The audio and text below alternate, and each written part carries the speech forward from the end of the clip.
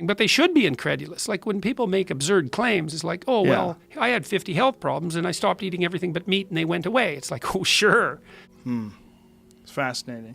I'm curious. I'm considering trying it for a while. Or try it for a month, see what happens. What the hell, a month, you know? It's just a month. Yeah. No, a month's not hard. Yeah. Interesting. For the first 2 weeks, just eat potatoes, nothing but potatoes. You have as many as you want. Eat as many fucking potatoes as you want.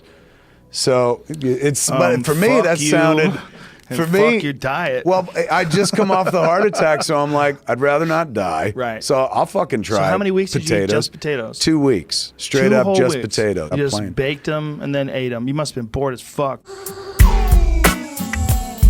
What's up, y'all? RPV. This video is going to contrast highlights from 2 recent Joe Rogan podcast episodes and shine light on 2 very different extreme dietary interventions: the all-meat diet and the all-potato diet.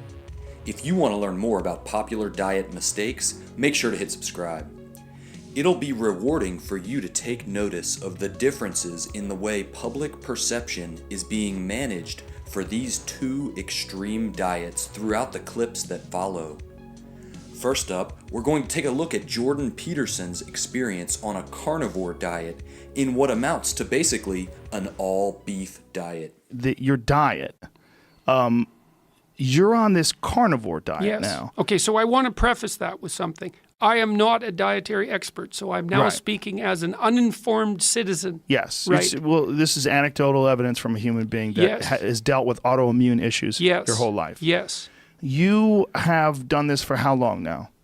I've been on a pure carnivore diet for about 2 months and a very, very low carb, greens only, modified carnivore diet for about a year. So in the year... And a low carb diet for 2 years. It's not like you're starving yourself. It's not like you're no, and I'm not running 5 miles That's another a day. thing I should say to people. If you want to try a diet like this, you eat enough meat and fat so you're not hungry. Okay, you can't get hungry. You're not eating enough if you're hungry. And if you're hungry, you're going to cheat, and it's going to drive you stark raving mad.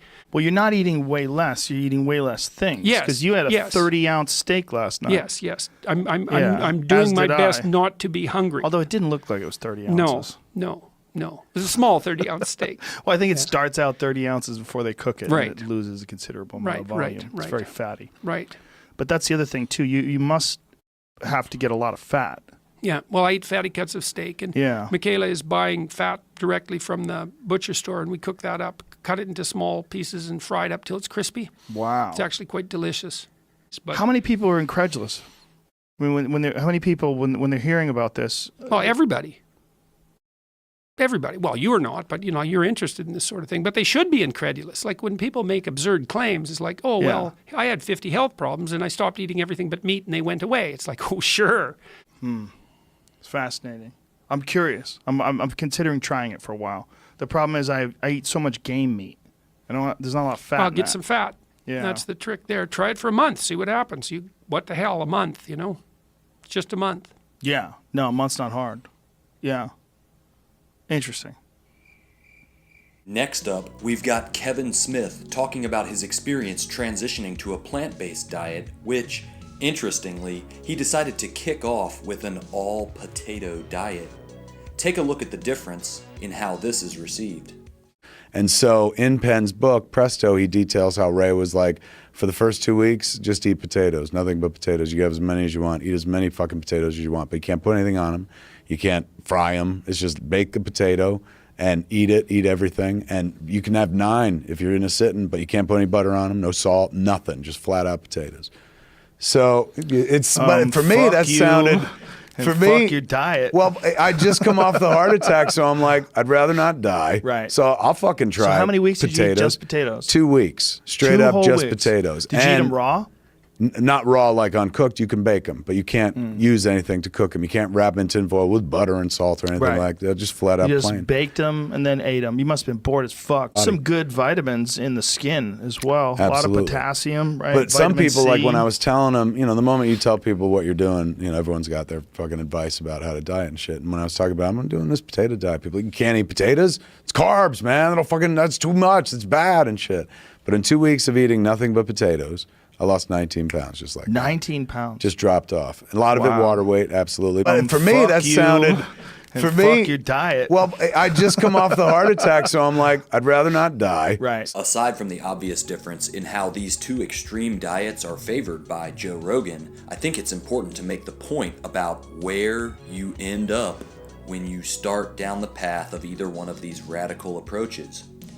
Jordan Peterson went from low carb to just meat and greens to just beef. So his diet got progressively more narrow and extreme over the course of 2 years.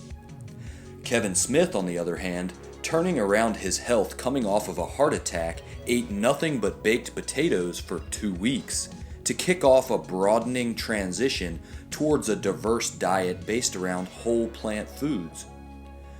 So while Kevin Smith is able to enjoy the fare from the entire plant kingdom as it suits his taste, Jordan Peterson's low-carb transition to carnivore appears to have painted himself into a corner where he can't seem to handle any other foods except just beef. You anticipate continuing this? Well, Forever?